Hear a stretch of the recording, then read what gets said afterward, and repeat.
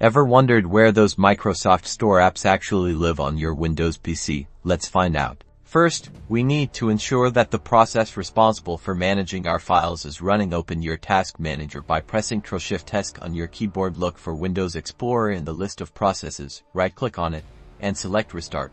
Now, open File Explorer. You can do this by clicking the folder icon on your taskbar or by pressing the Windows key in the address bar at the top.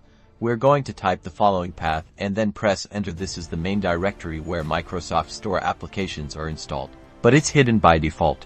You'll see the WindowsApps folder. However, you'll likely notice it's inaccessible and has a lock icon. Don't worry, we'll get through this.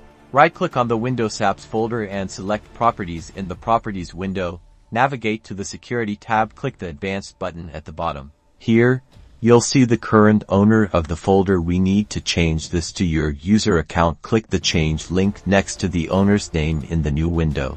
Type in your Windows username where it says Enter the object name to select and click Check Names. Once your username is confirmed, you'll see your name in the owner field. Make sure to check the box that says Replace Owner on Subcontainers and Objects. Then, click Apply and OK on this window.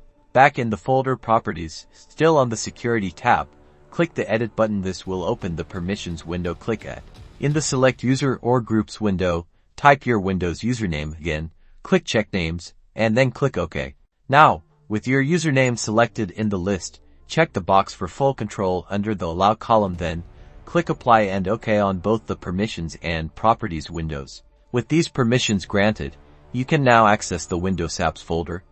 Inside, you'll find folders for each of your Microsoft Store apps. Be extremely cautious here. Modifying or deleting files within these folders can break your applications. This advanced access allows for troubleshooting or backing up specific app data. If you know exactly what you're doing, remember, proceed with caution and only make changes if you understand their implications. Now you know where to look.